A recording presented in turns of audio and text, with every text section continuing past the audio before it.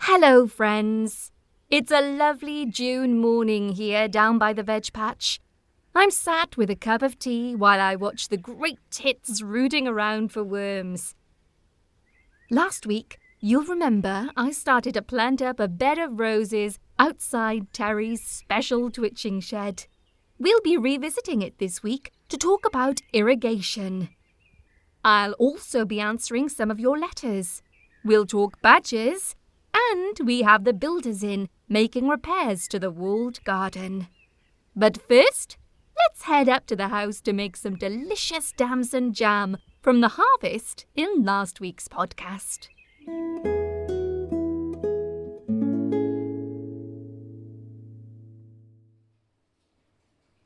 Now, there's nothing better at this time of year than homemade scones, damson jam, and clotted cream on the front lawn.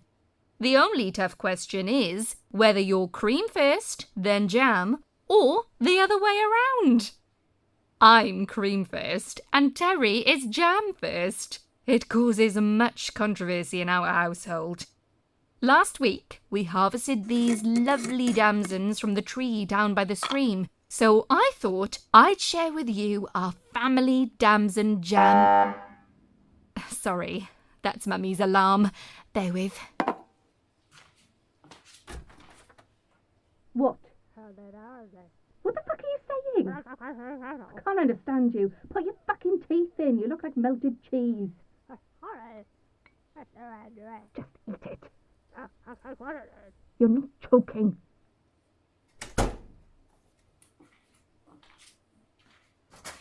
Right. Start by popping the fruit into a large, wide saucepan and add 150 millilitres of water. Bring it to the boil for 15.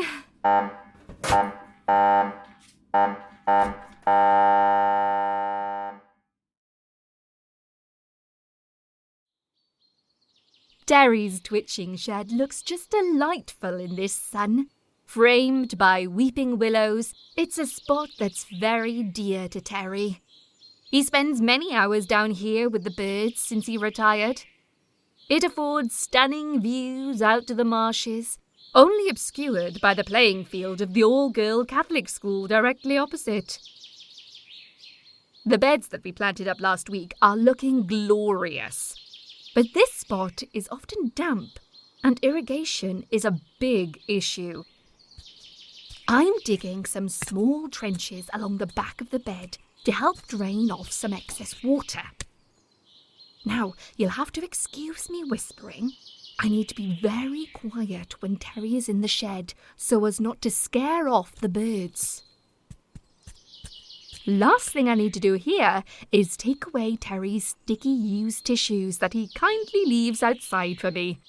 He has very leaky sinuses.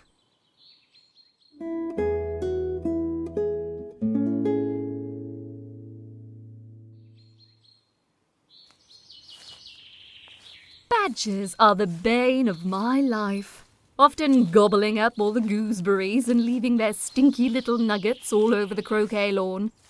Lots of you have written in to ask for tips on how to discourage them, so I thought I'd share my fail-safe way to banish them from your gardens. First of all, locate a bed that's a particular favourite of theirs. Then, dig out the border by a few inches with a shovel.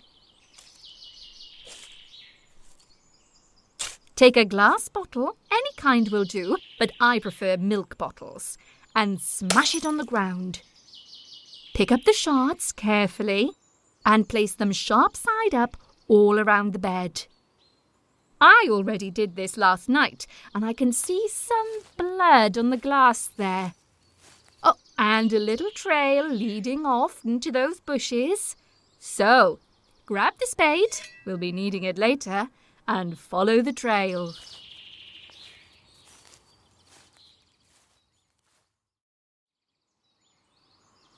We've located the little chap, so all that remains is a swift bonk on the head with a shovel.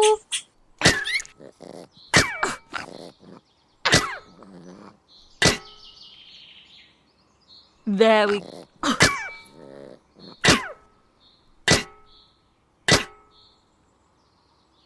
There we go, good lad.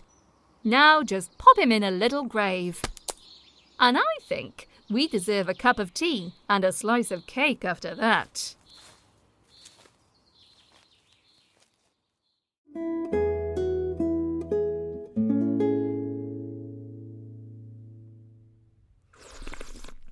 Oh, lovely. We're in my shed now with a lovely slice of lemon drizzle cake to answer some of your questions. First, we have Hilary from Bath, and she asks, my elderly neighbour has let their garden go to pot since being diagnosed with Alzheimer's earlier in the year. With no living family to help around the home, I'm at my wits' end. Looking at her messy garden is causing me so much agitation and flaring up my chronic indigestion. Oh, I'm sorry to hear that, Hilary. Disputes with neighbours can be very testing. You have my full sympathy. May I suggest heading down to the shed and having a rummage for some kind of accelerant?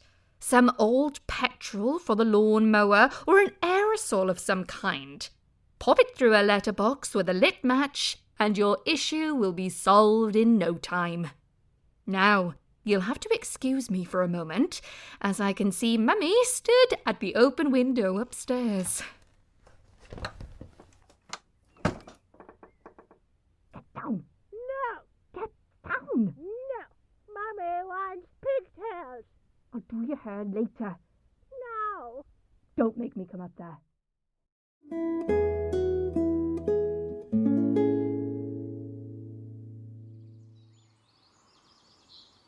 Finally this week, I'd like to update you on progress with the walled garden. Our builder, Vlad, has been so busy sweating away with some ornate brickwork for the south wall.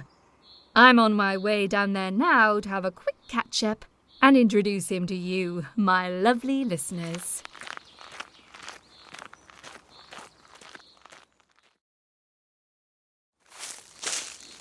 Vlad, thank you so much. In this heat, it must be such hard work. No, it's fine. All that sweat running off you. Why don't you pop your shirt off?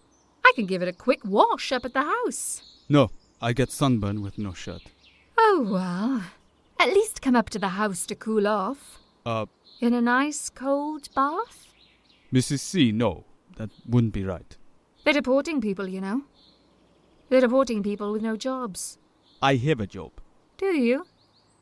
I see. Good lad. Come on, I'll draw you a nice cold bath in my ensuite.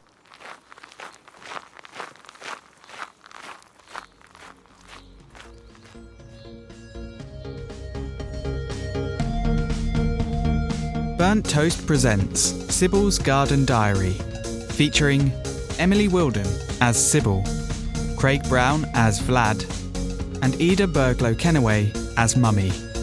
Written and created by Tom Raphael Munden. Edited by Craig Brown. Burnt Toast Presents is an Everybody Panic production.